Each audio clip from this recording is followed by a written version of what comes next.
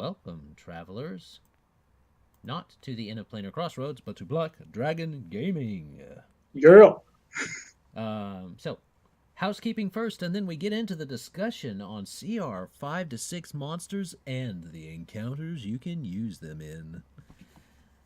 So, Patreon we're gonna do our Patreon plug right now, so we don't have to do it later, for both Black Dragon Gaming and the Inn of Planar Crossroads. Both of us have them going, and if you like what we do and you want to tell us so, you can let us know there, or in the comments below, or Facebook, or Twitter, or wherever you find us, because we're on all those things too. A slight disclaimer: this podcast features adults using adult language. You have been warned. Thanks, Dad. Yeah, I am the dad of the group. I don't know that maybe I don't Can't vouch. Adam, Dad Adam. We found Dad. It's Dad Finder again. Dad Finder. He is the Pathfather. I am the Pathfather. Ooh, I like that. Okay. Like I said, our current video right now is going to be the 5 to 6 encounter workshop, and that's going to be going. We'll take turns going through those, highlighting a few ideas for that. For the Inn of Planar Crossroads, we have a subscriber announcement because we have a subscriber appreciation one-shot coming up at 100 subscribers, and we are less than 10 away. Kane is just biting at the bit to do that.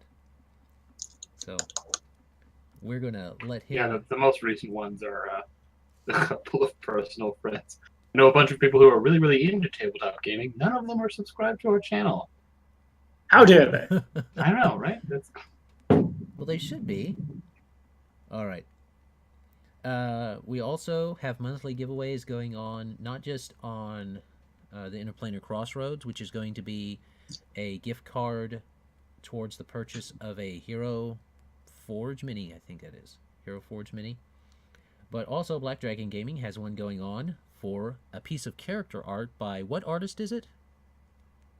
It is by Ollie Boldador, and since I post this, this will probably go up Saturday morning. The giveaway will have ended 2 days before this comes out, so I guess I'll real fast just say congratulations again to whoever won. I am past Tommy because we are recording this on Tuesday, so only future Tommy has the answer to that question. But I can tell you that we will announce the winner next Monday's Forgotten Race review. That's where we'll throw it. And then our next giveaway will be, I think it's 424 subs is the next double. Yeah, that's right. So, all right. So those are the monthly giveaways. New series has started over on the Inn of Planar Crossroads called Ghoulish Gaming, with Kane, and he is playing through the Legend of Grimrock, and he says he's got episodes recorded already and stuff for me, which he's going to be sending me. So, yeah, we're getting those all put up. Yeah, the next one's already ready. Have up to episode 5 done already. Aha. See, so he's going to be sending those to me soon. And I'll get them all ready and set up. They come out on Fridays. And so far, the first episode is quite a good one to watch. So definitely watch the series. Well, thank you very much. Thank you. Take a bow. I would, but I'd hit my head on the desk. yes. That game and some of the older games like Baldur's Gate are a fun game to play through again. Indeed, which we may do at some point, because you can co-op Baldur's Gate 2 that you can find on Steam, or Baldur's Gate the Enhanced Edition, or whatever it is on Steam. I have it in my library. That might be something. Baldur's Gate the Enhanced Edition. There we go. Because I've never played through Baldur's Gate the Enhanced Edition. But and let us not forget that Pathfinder's getting its own CRPG as well. The Kingmaker AP is, I think, sometime this summer is coming out for PC, and I'm still super stoked for that. Hopefully it's not terrible. Yes. Hopefully it's not terrible, yeah. I looked at their sponsoring amounts, and I was like, nope, I'll wait for it to come out. Because that's a lot of money. that they wanted you to shell out to get that. But we will see. Hopefully, it will come out well because I like the Pathfinder system, and it could be translated over to the CRPG fairly easily, just like D&D was. But it's that implementation. It's all going to come right down to there. Final announcement: we have some cons, or at least one con that where a lot of us are going to try and make it to. We're going to go and try and make it to the St. Louis Comic-Con, and hopefully, we're crossing our fingers, and I'm already saying that I'll buy Kane his ticket if he comes down, or even if he doesn't want to go to the con. We need to get him down so he can go to, and we can do another project that we're wanting to work on together regarding film and talking about it. So hopefully that will happen. That's St. Louis. What dates are those, Tommy? That is the weekend of the 23rd of June. For anybody who might be interested in going, it's like $20 to get in if you're in the St. Louis area, and kids 12 and under get in free. So I don't know exactly what's going on. I don't know if I don't really know if anything's been announced because you can't get tickets yet. But I know like last year the original Blue Ranger was there. I think it was last year or the year before. I had somebody in my life who was really excited for that. So I imagine it'll be more of the same like that. Okay. All right, then. That's all the announcements. So I will let Tommy get to his controlling of the situation. Sweet. Okay, I was hoping I got to go first. I'm going to start the CR5 and 6 encounters by saying, and we've talked about this at the lower end, that CR is a very arbitrary number and your players will always swing a little higher. Around CR5 and 6, around like when the players are level 5, level 6 is when we start to like really see this. Certain spellcasters will have access. I think by level 6 you can have access to 3rd level spells on a full caster. I'm pretty sure. If not, you're going to have a wealth of even just somebody who knows how to pick their like their first level spells. Like if your wizard's got just all the like sleeps and hold persons and blase prepared, and everybody is trained to just like he's going to knock something out and then coup de grace, move on to the next guy.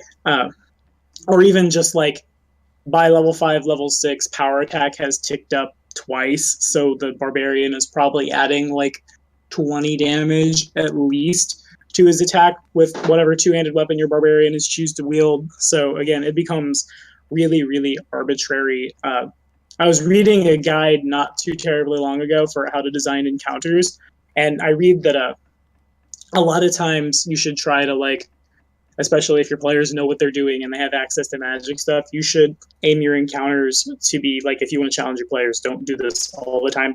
But if you want your encounter to be really challenging, you should start it at base CR4 higher than whatever your party's APL is. Now, Paizo itself will call that a mythic encounter. But like, again, your players are going to know what they're doing. They're going to be, by this point, they're going to be hitting really hard. They're going to like, they will have played their character long enough to discover the synergies within like their own spell casting and within the party. So like you've got to challenge them or they're just going to eat whatever for breakfast. That said, my first encounter, both of my encounters today that I'm talking about are going to be encounters that you see in the Lordly Caliber RPG, which is based off of Ogre Battle 64, Person of Lordly Caliber. On my channel, the audio gets kind of hairy sometimes at the beginning especially, but I'm going to go ahead and throw a link right up here. You can click right there if you'd like to come over and watch it. It's a lot of fun. It's a lot of characters of like dramatically opposed alignments and goals. So it's not like your stereotypical, like we're going to go here, fight this, be done, move on. But that's neither here nor there. We can pimp that another day. The encounter I want to talk about is an encounter that we did. It went live on this channel on Christmas Eve.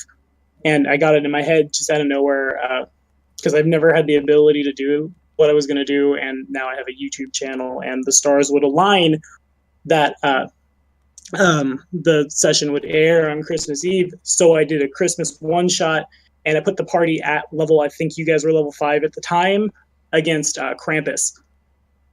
And of course, like, even though that is what ended up happening, the party was never supposed to fight Krampus. I guess that's the other disclaimer is by this point, like, they say it all the time. I think it was Sun Tzu was the one that said that no plan survives contact with the enemy. The same is true for the player characters. Like, expect them to circumnavigate the encounters, expect them to find creative answers for stuff, and of course reward them because that's what we're here for. How the encounter was supposed to work, Krampus has an ability that he puts you in his bag and he, like flavor-wise, he turns you into a child, but mechanically he hits everyone with reduced person, but he does not reduce any items carried. So magic items become useless, weapons become awkward, armor entangles you, etc., etc. And the party consists of, and I'm going to screw something up, the classes don't matter, but we have a sorcerer, a wizard, a melee alchemist, a rogue, a oracle, and there's a sixth. Well, the sixth wasn't there. It was 5 people. Kane missed that day. But what we did was there was somebody, the story doesn't matter. It was all about fear effects. Krampus has one, and he's way high enough level, and so was this cleric to cast things like cause fear or have frightful presence to make people panicked and then just basically spam will-o-wisps at them. There's no real, like, mechanical is the wrong way to say it.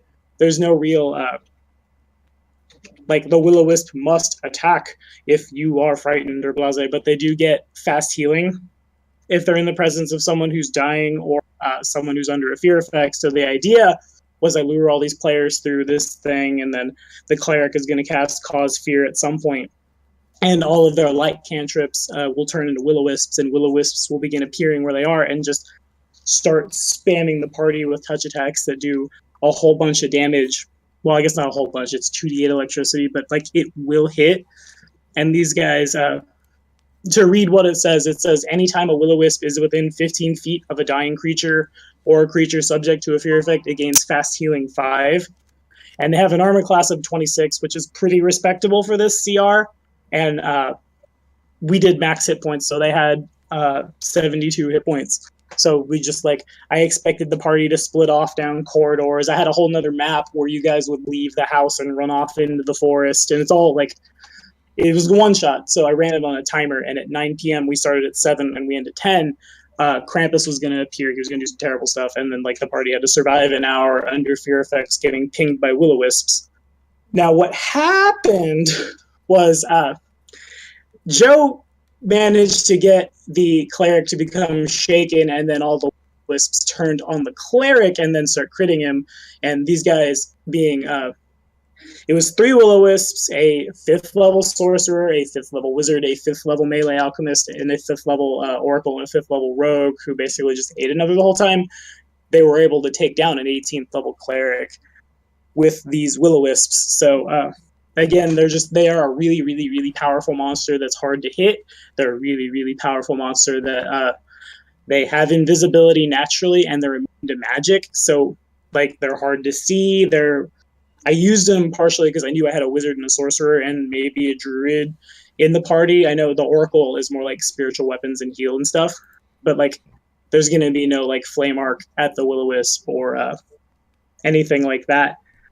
So that's how that encounter was built. Again, it got turned sideways really fast, and eventually the party did. I think I killed Lucia. I killed my wizard, and then brought her back with a defibrillator effect with a natural. I like natural 20s, but they did end up going toe-to-toe with Krampus for a little while, and again, that cleric died, and they split the experience with the will-o-wisps, but they were able to take out something that was really, really strong and really, really, really above their CR with the help of these little guys. So, like I said, you want your encounters to swing a little higher than the CR, and will-o-wisps are the way to do that. And yeah, that is how that encounter worked. This session is called Krampus Knocked. Now go ahead, and if you want to see just that one shot, which really has nothing to do with the main story, you can see it right up here. You can click here, and it'll take you right there to it. It was a whole lot of fun, a lot more fun, honestly, than I thought I would have. But that is it was a CR6 encounter. They were capable of getting through it. Most of the big guys are just kind of environmental hazards. It went sideways, but I definitely feel like I challenged everybody, and that's what you want to do as a GM. So I definitely, like, if you need an encounter at that CR, go watch that. It was a whole lot of fun, and I think it'll put you in the right direction. All right, you want to do your... So... Is that the one you're doing for 5 and 6? I'm probably honestly, my other one is going to be a CR6 encounter as well. But I think some members of the party were level 5 at the time, so I guess I can go ahead and do my other one quick. Yeah, sure. The other one was also it was in Lordly Caliber. It's around like session 12, 13, 14. Whichever episodes in Lordly Caliber say featuring the Inn of Planar Crossroads, because not only like I have Kane and I have Colin on a regular there, but Adam was there too. And I had somebody else as well. We had an 8-man party, and it was super sweet. It was a lot of fun. I love giant parties. But what I used, and we talked about him last week, was the Death Worm for this encounter. And the reason I used him again is because he is. You want your monsters to be really reactive. You want your monsters to you want them to have answers to stuff. You want them to be able to target multiple things, and the Death Worm does that. To say it again, he has a bite which poisons you. He has a breath weapon which targets the reflex save. He has a touch attack which is 46 electricity. So if somebody has a bad dex, then you just throw the breath weapon at them. If they've got a bad fort, you throw the poison at them.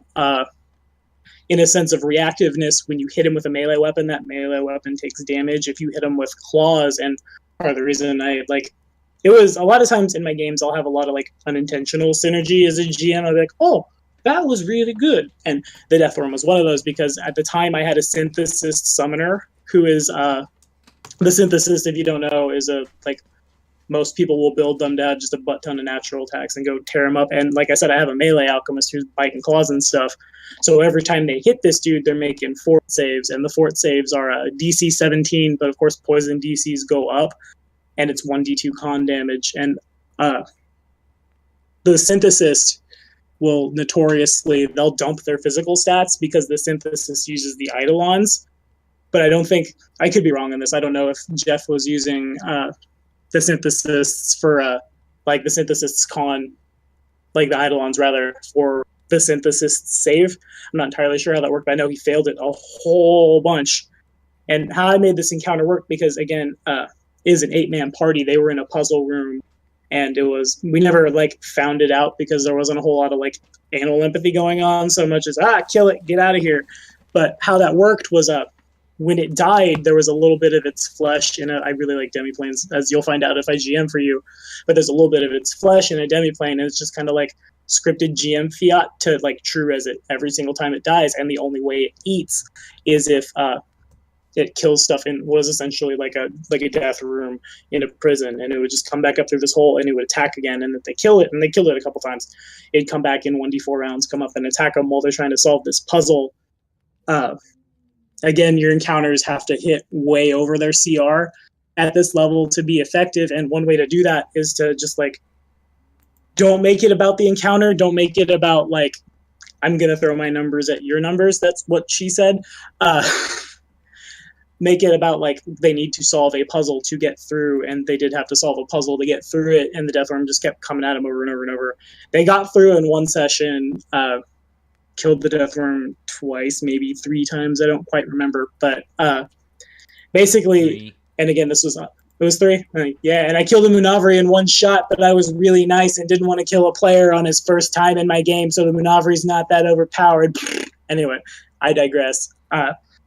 It becomes a game of attrition. It becomes their weapons are going to take damage. They're going to, eventually someone's failing that fort save and they're taking con damage, and they can only do that so long before eventually it starts to become it's a real serious issue as they're trying to figure out this puzzle. It creates tension. It creates it's not just, I will hit it, aha, and then move on about their day.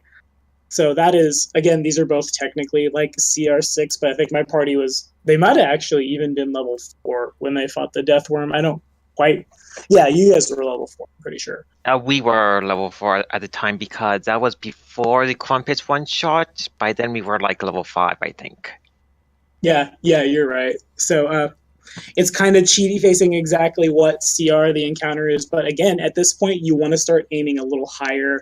Of course, if your players are new or you're 15 point buy, 10 point buy, maybe don't shoot for the stars every time. But if you're a 20 point buy, or we roll our stats because I'm cool, you want to definitely aim pretty far up there to challenge them. So again, to recap mine, it's either put them in a game where there's going to be like a lot of attrition and they have to survive something that's going to target everything, or just like read what the monster does and let it like put it in an environment where that monster can really shine, like the will-o-wisps in Kravis's frightful presence of like 120 feet, which was pretty much that whole board. And it's just like, it was supposed to be you turn the corner and pooh, there's a will-o-wisp, haha, I will attack you. But yeah, those are my 2 encounters for this. I will conveniently look for a yeah, I got a die. Okay, I'm gonna roll for it like I do in Lordly Caliber. Who goes next? I rolled a 4. So Adam, you have the floor, sir. Oh, okie dokie. Let me see. So, for my fifth C5, blah, for my CR5 monster, I am actually going for a Daemon this time. I didn't want to use the Lurker in Light because I kind of spoiled what I would have said for the Lurker in Light on our last chat. So this time I'm going with the Venodemon, or Venodemon. And you can see it on your screen because I'm cool that way. And it is silken robes drape this androgynous fiend's form, providing only an outline of the body beneath. Claw-tipped tentacles emerge from the cuffs, clutching wands and soul gems, while below its robes' margins, its multi-jointed legs, almost like a reptilian insect, end in clawed, three-toed, chitinous feet. Its face remains perpetually covered by a dark veil, and a trio of long, forked tongues periodically emerge from its rounded mouth and tastes the air around its thin lips. So basically, this is the lore behind it, is that these creatures are, or the ecology and stuff like that behind it, is that these creatures were daemon. They are daemon, and they become daemon because they were spellcasters that sought magic and died to it. It says that they personify death by magic, and they possess an inborn talent for it because of that. Because that's how they died. It was infused into them somehow. And so they go through the abyss and are able to somehow maintain their personality and their strength as a soul, and are able to move past what would be their destruction in the abyss and maintain themselves. Now, they're not going to be the daemons that are going to be rocking out killing a party of of PCs that are level 5 and stuff like that, just out of brute force. No, these are the guys that you want to have because they tend to run around in a pack. There's usually a pair, or as it's called, a cabal of 3 to 6. You can find them occasionally by themselves, but they like to work together. That is part of their thing, because that's how they know that they're going to be able to survive.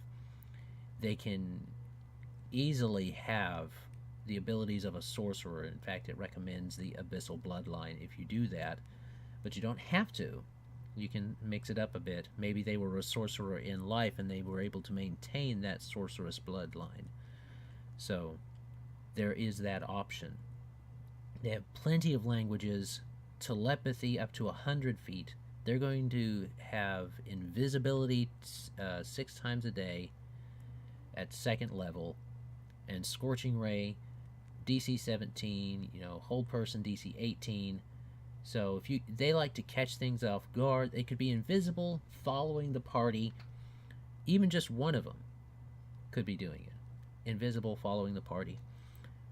Their tentacles aren't anything to talk about. It's what they hold in their hands that makes all the difference, or to be more precise, their tendrils. Because they can hold, as the description said, wands and soul gems. And what they do with their soul gem is called the Arcane Soul Crush, which is their supernatural ability. A Venodemon may crush a held soul gem as a swift action, so it can happen anytime during the combat, really, allowing it to cast any of its spells known without using a spell slot. For the daemon to use this ability, the consumed gem must contain the soul of a creature with hit dice equal to or greater than the spell level of the desired spell. So this creature could be doing a hold person on one round. He gets it 4 times a day at 3rd level. That's a DC 18. That's not, awesome, but it's not bad either. It's a fair one at level 5 to try and make your your players go through. Also, it can use Dimension Door to spell magic and slow 3 times a day. So this thing has a spell-like ability, and it has constant arcane sight, so it knows the magical items that you've got. Maybe this particular one doesn't care about killing you, but it sees the wizard's spell book. And the wizard goes to sleep. And you're taking shifts. Got your guard up. But he uses invisibility on himself. Doesn't try to go in and kill people, but he wants that spell book. Because he knows that wizard might have spells that he doesn't know. And that can be really frustrating for a wizard or something along or another type of caster that needs to confer with things. So definitely something to have fun with. It can summon once a day a Keiko daemon, and it has a 75% chance. So it's really, I would say if this creature, at least for DM Fiat on it, I wouldn't make this creature have to try and control the Keiko daemon with that 75% chance, simply because I like to have the idea in my headcanon that you keep summoning the same or similar things when you summon them. So like if a good caster summons an angel to help them, it might be that caster's guardian angel, or it might be the same angel each time. And that can make it a bit more flavorful, and it make you care about the summons a bit more when you know, hey, that's the summon that helped me last time defeat that guy. So having it be somebody that the Keiko daemon and has a rapport with could be good too. But that is my kind of encounter for this one, a sneaky Vena daemon that would go in and pilfer those magical items that these strange travelers brought through the plane of Abaddon, or the Abyssal Plane, or wherever this particular Vena daemon might be running around. Fair enough. Do you want to go ahead and do your other one? I can, yes. I have it ready. The next one is actually the Golden Guardian, because when I think it was Joe was talking about golems last time or something like that, we talked about, I said, doesn't it get stronger with electricity? And I was like, oh, we said, oh no, that's a different one. And it was this one. The Golden Golem actually is a great one to have as a guardian, because you can set the whole room as part of its setup. So what you would do is you have the Golden Golem in there, and it's the main monster. Maybe there's a few things in there, but it's the guardian of that particular gate. And maybe they trip the trap, maybe they don't. But the Golden Guardian has a couple things going for it that might be missed out on a different type of golem. The first one is conductivity, and it's a magical attack that deals electricity damage, speeds up a Golden Guardian as the haste spell for 1d4 rounds. A Golden Guardian gets no saving throw against electricity effects. So while that electricity effect thing doesn't necessarily, help it, not being able to take a saving throw, because it doesn't say that it doesn't take the damage, just that the damage speeds it up. Say you're running in there, and even if you don't have casters in this particular large, long hallway that we're talking about here, and it's marvelously crafted, golden etchings and slits along the walls with little prongs coming out of them decoratively, and all of that's going on to match this golem that now sits as the guardian. And when they enter in, somebody trips the door, and they have to find the switch or something like that, because this conductivity is used. Every 4 rounds, these I guess those barbs, as we would call them, or something like that, that are attached to these golden rings that go along the ceiling, they release a shock of electricity. It's not meant to damage, but rather to strengthen and haste the golem over and over again, every 4 rounds until the trap is turned off. And that just is very atmospheric to me. Going through this whole little fortress, and you come to this spot, and then this room has been set up for this golem to do do cool things in. Not to mention it has heat, because its body's constantly generating that heat, so it's dealing 1d6 points of fire damage whenever it hits in melee, and it doesn't have a shabby to hit. So it's got 2 slams at a plus 12. That's going to be enough to hit several people. Even if you roll just a 10, that's going to be a 22 armor class. That's fair at level 5. You know, it's not going to hit everybody, but it might hit several people. And let me see. Oh, creatures that attack it with the unarmed strikes and natural weapons also have to deal with that damage. And it's Molten Destruction. It's when it's reduced to 0 hit points, a Golden Guardian superheats and instantly melts into a pile of molten gold. All creatures within 10-foot radius spread take 6d6 fire damage, a DC 14 reflex saves to half con-based DC. And it's pretty cool, especially when you take into account its heat shimmer. It can definitely swing above its CR if necessary, especially if you keep it hasted, or if you have it be struck by something a bit stronger in that trap, if you know your PCs can take it, or somebody's got resistance to electricity. So that's kind of my idea behind a Golden Guardian and using it. So those are my 2 encounters. Fair enough. I can certainly dig it. I will go ahead, and I see Kane is not in the office right now. So I'm just going to roll that d6 again, and it's going to land on 2 like 17 times, and we'll never get anywhere. It keeps landing on 4. 4 just went. Okay, it lands on 3. Joe, you have the floor. Okay, cool.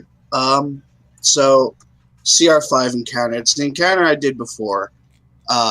Dealing with it's I guess it's kind of like what Adam was talking about, using the environment to the advantage of your encounter. And like I said, something I've done before. Tommy will probably remember what I'm talking about. I think Sarah was involved for it. I definitely know Josh was involved in it. So you're on a boat. You're in kind of this like cold northern river. And you start noticing that the captain's like talking about how the boat's not exactly going correct way. Like he's steering it, and like it'll follow his commands at first, and then all of a sudden his boat, like just a normal boat, it's not going the right direction. Like it keeps changing direction. It keeps moving a different way that he wants it to go. So eventually it's probably going to come down to the player characters to try and figure out like what's going on with the boat. We're not going where we want to go. So you're going to have to jump into the water. And now it's part of the rule set in Pathfinder that unless you have freedom of movement, you're taking a -2 on your attacks, and you're dealing half damage underwater. If you have a swim speed, it's always that. If you have a swim speed, you automatically get an advantage to you don't have to worry about drowning, which is another little part, because you're gonna have to jump in that water to figure out why the boat's not turning correctly. So you get down there, and then all of a sudden, guess what? You're in, probably, unless this is going to be a water-based campaign, you're probably not at an advantage dealing with this problem, and you're probably going to have to be dealing with something that definitely is going to have an advantage. So you're going to be careful, of course. But you get down there, and all of a sudden you find yourself fighting an SCRAG exclamation point, or otherwise known as a scrag, a troll, an amphibious troll. These guys, they have the amphibious template on them, so they can breathe underwater. They get a 30-foot swim speed, probably way better than your swim speed, unless you're like a merc or something. And these guys are incredibly strong, and they don't have to worry about your spells underwater, because you can't, unless you're specialized for it, casting spells underwater is pretty dang hard. So unless you already have a weapon that deals acid or fire damage underwater, good luck with fire damage underwater. He's not having to worry about you dealing damage to his regeneration ability. So this CR5 encounter, even though a scrag is considered CR5, is already far more challenging, considering the fact you're already disadvantaged because you're dealing half damage. But you're dealing with something that has regeneration, and you're dealing with something that has a swim speed, which you probably don't, and doesn't have to worry about drowning. And this is kind of what happened to Josh and I think Sarah. I don't remember exactly. They had to deal with that. Tommy just turned on his mic. Yeah, it was. They were 2 monks, an unchained rogue, and a barbarian, and I was on the other side of Aveston, so it was fun to watch. Like, oh, they're dead. They're dead. Yeah, and I think they were at level 4 at this time. I like to overshoot, because I like to. First of all, they had like a level 10 rogue on there, and then they had a level 10 half orc, and then they had like a few other guys on there that were helping them, of course, but they were the ones who were going to have to deal with it, because the level 10 half orc was trying to steer the boat. So that's my CR5 encounter. Actually, probably more like a CR6, I would consider it. But my actually true CR6 encounter is a bit more. I guess it's a bit more cheatsy. Tommy was talking about swinging way over, and like putting things in, because players are smart. Like I said, like we always say, players. We were talking about earlier how in Pathfinder the players are the heroes. Which is true, but like in Pathfinder, they are truly the heroes. They get things no one else gets. So having to deal with, and Adam was talking about his Golden Guardian, and I talked about last time Clockwork Soldiers. I love Clockworks. They're really cool. They've got some really nice advantages to them, and Clockwork Soldiers are quite nice, considering they can swing well over their CR. They get a plus 18 to hit on their first swing, and they get 2 attacks, plus 18, plus 13, which if we take the average of a roll from ranging from 8 to 12 on a D20, we could probably always hit, considering a 26 to a 30 will usually hit someone at CR6. And these guys are really nice because they can, you can twist it around to say that they probably are going to look like a statue. And Tommy actually had to deal with this last time we played, this Saturday. He wasn't dealing with Clockwork Soldiers, he was dealing with Clockwork Guardians, but they were made to look like statues. Now, someone recognized that they were statues and pointed out, because someone crit, and then someone else was like, someone else figured it out from critting like this person trying to hide the fact that they were statues. It was complicated, lots of inner PvP going on there, but we eventually had this point where like Tommy's down, and these guys are above their CR for the most part. These are 2 CR8 creatures, and it applies the same way with CR6 Clockwork Soldiers, and that is the fact that Tommy has a spellcaster, and Tommy uses a electricity spell, I believe it's just standard lightning bolt on this creature, and unlike the Clockwork, or not the Clockwork, the Golden Guardian, Golden Golem, it doesn't help them at all. In fact, it does just like a Winter Wolf would have it happen. It deals double damage. So he shocks the crap out of this thing and kills it with double damage.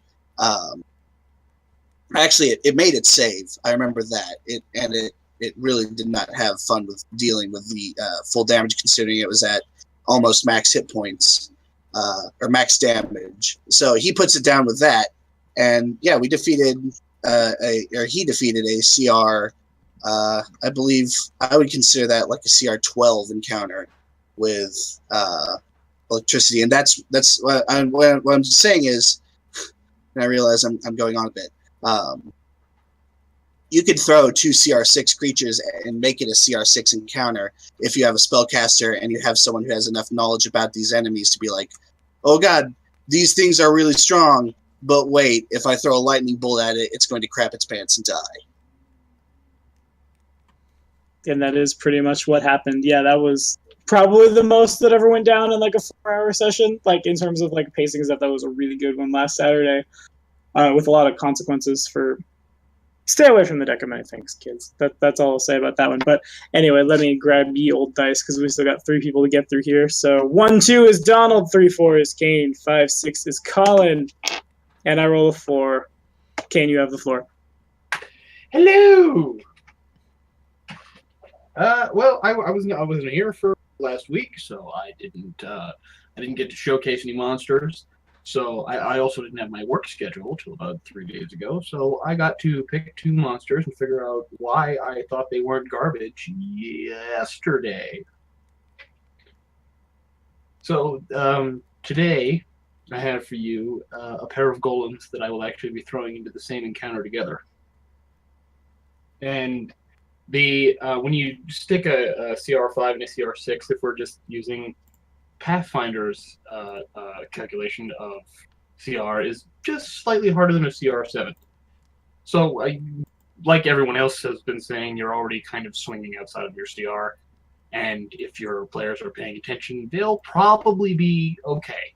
You might give them a nasty surprise, but you're not going to surprise them. The monsters I picked from CR5 is the Rope Golem, and from CR6 is the Wood Golem. And I'll introduce them in a set I have so far named the Opera Phantasmal, which is a reference to exactly what you think it's a reference to. It belongs to the famous wizard Gaston Lacroix. When you walk out onto this stage here, you notice a couple of things. Obviously, there you go. You notice a couple of things initially. The curtains are all drawn. You're sort of behind the action right now, and out on the stage, there's a couple pieces of prop scenery, and notably a very large, beautiful prop tree off to one side of the stage. And running along the ceiling is a catwalk with several, the sort of accoutrement you would expect in a theater. Pot lights, spools of rope, and as you walk out onto the stage, maybe someone failed a perception check or you weren't really paying attention, but suddenly your wizard isn't around anymore. You can't really figure out why, until you're almost kicked in the head by a flying foot. Your wizard is hanging 6-7 feet off the ground by a noose. One of the ropes on the catwalk has seemingly come alive, and now a vaguely humanoid figure is throttling your wizard above the ground, and you have just barely enough time to react as the previously mentioned beautiful tree sort of disassembles itself into an equally humanoid figure and explodes into a cloud of splinters, dealing, I think it's 66 points of slashing damage. It's not super fun. I think these two, at least in this setup, these two golems work really well in tandem because your rope golems have an ability called Strangulation, and a rope golem deals 1d8 plus 3 points of damage with a successful grapple check, and because the rope golem seizes the opponent by the neck, a strangled foe cannot speak or cast spells with an opponent. So it's very dangerous if a rope golem gets a hold of one of your full casters. And the wood golem has, as I just mentioned, an ability called Splintering. As a free action, once every 1d4 plus 1 rounds, a wood golem can launch a barrage of razor-sharp wooden splinters from its body in a 20-foot radius burst. I almost said spread. They're different things, similar but different. All creatures caught within this area take 66 points of slashing damage with a DC save for half. And there's variants of them that make them do different things, of course. You also have to put up with a golem's immunity to magic. DR is something I've noticed, though, with lower CR golems, is that basically all of them are vulnerable to fire damage. Wood golems, rope golems, ice golems, wax golems, all low CR golems, all vulnerable to fire damage. This sort of setup, I think, gives you like a when I'm building encounters, I like to make use of terrain, because what Joe mentioned with his Scrag example, fighting in the water in basically any tabletop I've ever played is awful. It's literally the worst. But there are other examples you can use, like fighting vertically up a cliff face, or on separate planes of elevation, like with the catwalk, the rope going on the catwalk, where you can make use of height advantage and basically a positional strategic advantage. You don't try to have the high ground kind of they can get at you but you can't necessarily get at them type of situation. And this particular synergistic pairing allows you to isolate one dangerous asset while the wood golem sort of tears into the rest of the party. And that's most of what I have. Fair enough. I can dig it. And for the record, I did start flipping through Google there while you're talking about that to try to find like some kind of magic ring or something to say, like, if you get hit by like for this example, if you get hit by fire, convert it to electricity, because I'm sure when you hit those guys with electricity, they overclock like all the other golems do. Didn't find it, but I imagine if you dig a little harder, you can probably find something like that. But I digress. Time is short. Evens is Donald, Dodds is Colin, and I roll a 4. Donald, you have the floor. Well, the two monsters I'm going to be picking is the Winter Wolf and the Half-Fiend Minotaur. The Winter Wolf, this is one of my favorite monsters, the Winter Wolf. If you use the terrain property, such as a cold climate area, and you have a blizzard, a Winter Wolf...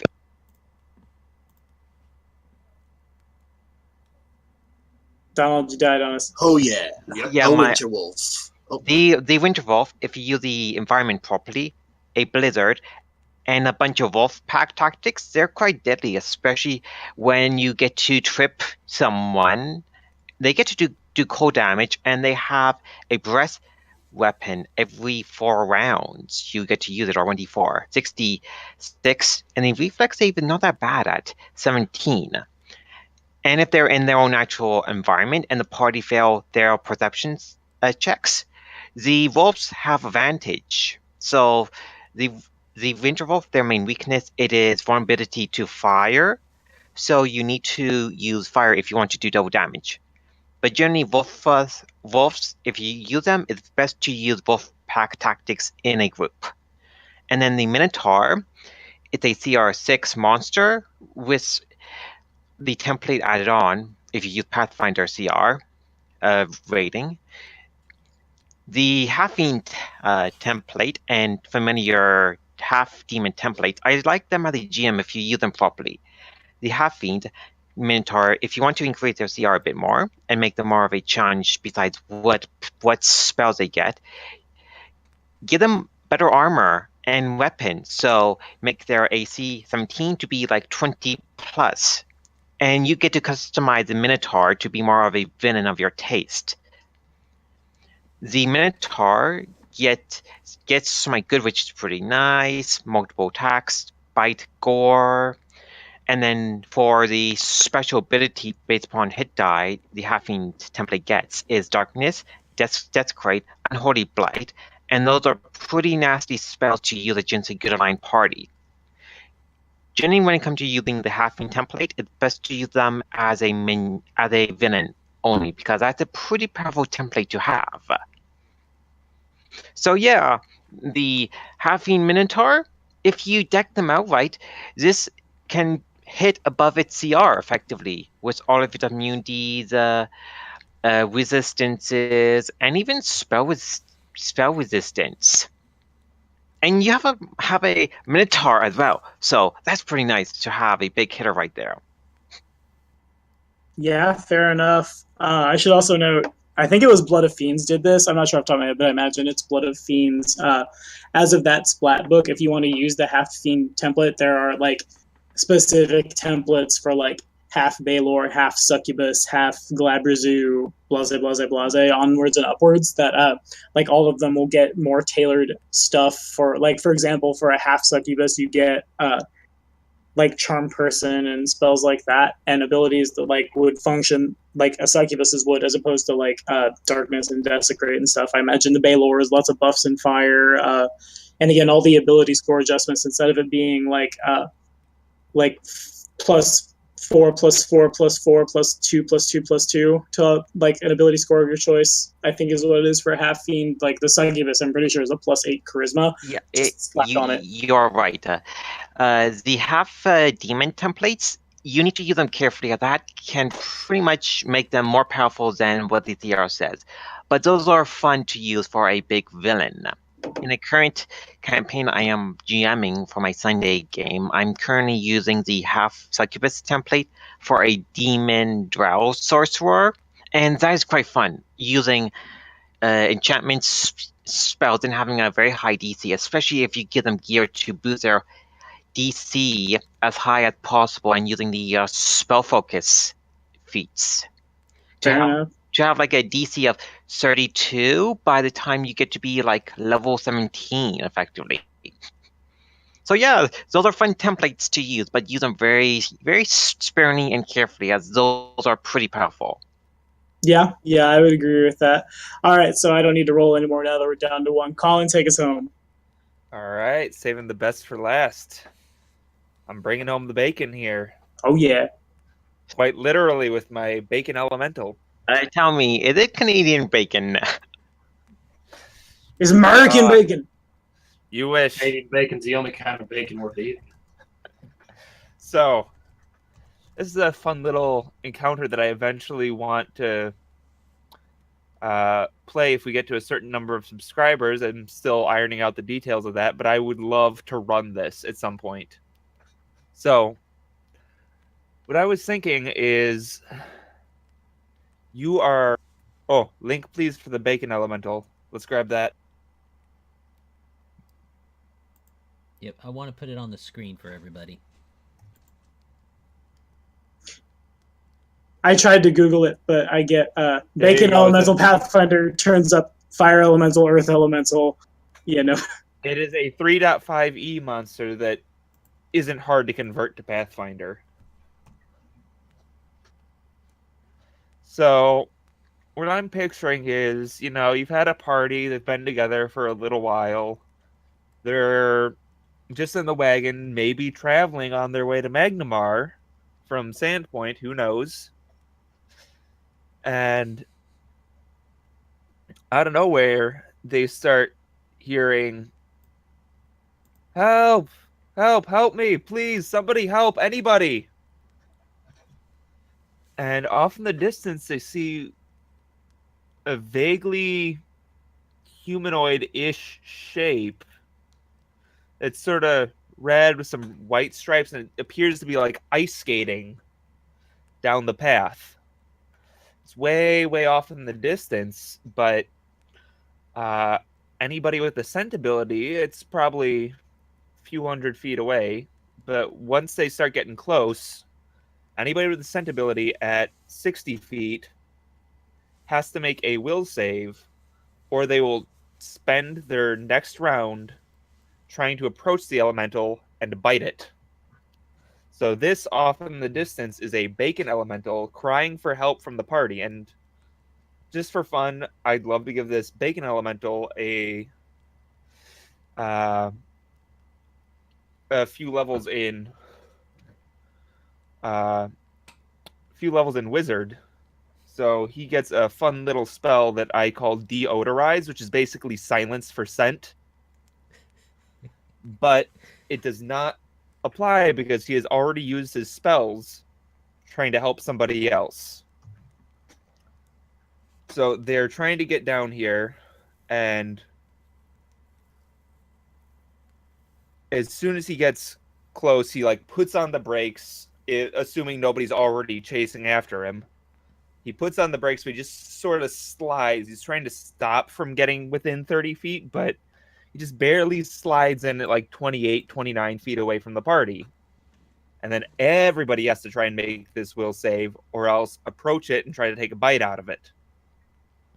The nice thing about this is every round they get another chance to make their will save and basically end the combat if everybody can get out of it.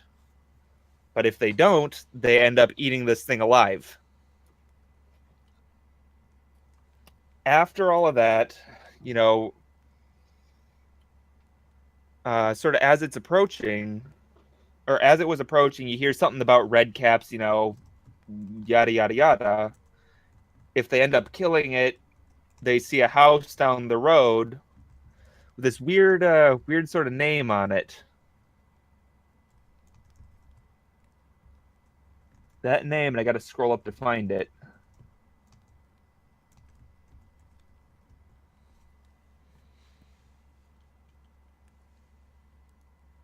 I can't find it, but it's a really long, weird red cap name.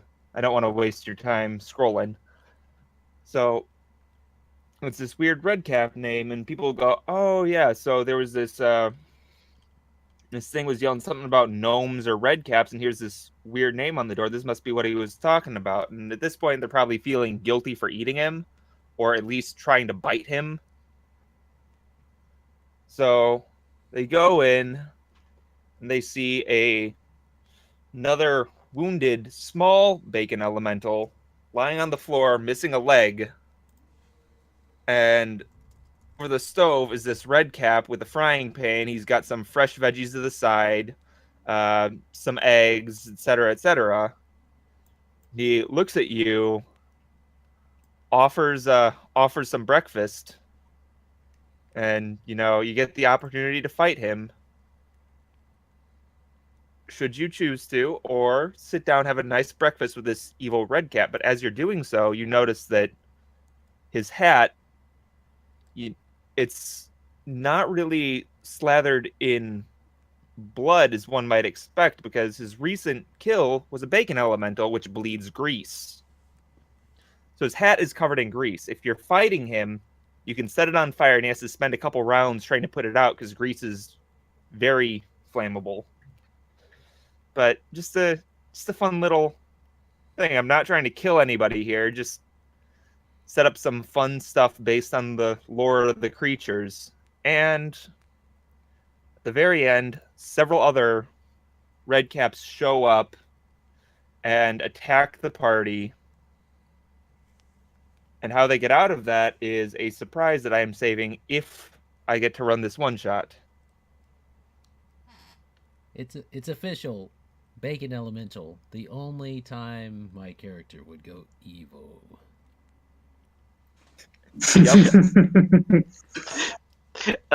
If a Tommy ever used a bacon elemental, this is probably something Lucia would actually wouldn't mind cooking up. Bacon is bacon. Bacon is bacon. I had an orc once that I GM'd for who is a half brass, I think. Yeah, half brass dragon orc fighter. And dude was a chef. Dude, it took him the entire campaign to figure out how to use the chef's hat that functioned as a bag of holding that eventually could like cast gates and stuff. But it was super sweet to GM for Flapjack, and that definitely seems like sometimes you got to make those kinds of encounters. I'm not like trying to disparage like those encounters, but like fun encounters are fun, and if like your players are into that kind of thing, don't be afraid to like dial it back, I guess, for lack of a better word, to just here's a bacon elemental. If nothing else, like people are gonna get a laugh out of it, and if that's like what you guys are trying to do, if that's your thing, then yeah, by all means, make it happen. I've even put together a lore for how a bacon elemental could come into existence in a world without bacon or elemental planes of breakfast. In a world without bacon or the elemental planes of breakfast. I can dig it. Tommy, in one of the other bestiaries, if food is not the player's thing, there are animated objects that you could use as monsters, like animated brooms, umbrellas, chests that move around. Oh yeah, I forgot to mention after the first bacon elemental, a little halfling guy shows up down the road, asks what happened. He's got a frying pan in one hand, little mug of coffee that he seems to be drinking out of, and just never ceases to dissipate. There's just always coffee in it somehow, and he ends up helping you fight the little red cap, or you end up having to fight him if you decide to sit down for breakfast with the red cap. But the name by the way, the name that you were looking for was Tordelbach. Yes. Tordhealbachach.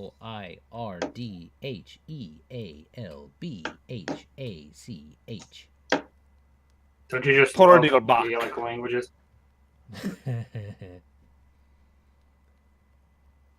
All right. Well, that comes through everybody. It's in chat that we should, and we're not going to take 3 hours doing this, but we'll honorable mention the Mothman real quick because it can cast any spell of 5th level or lower once a day if it has some reason to do this for plot reasons. And you're the GM, so it has some reason to do this for plot reasons because you say so.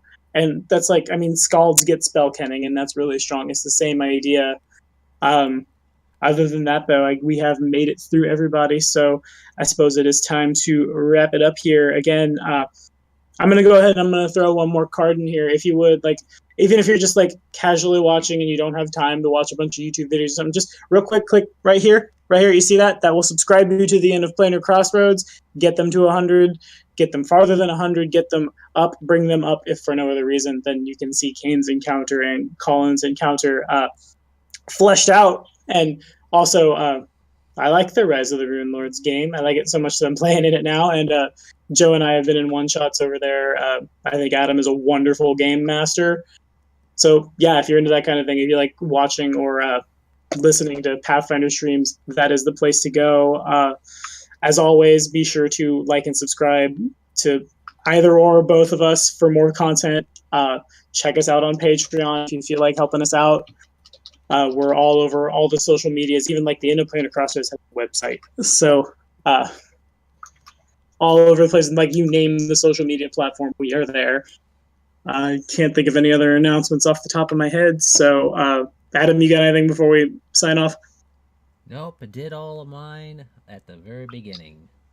Smart guy, Adam. All right, so thanks guys again for watching. Next week we will be over at the End of Planar Crossroads talking about monsters at CR7 and CR8, and we'll see you next time.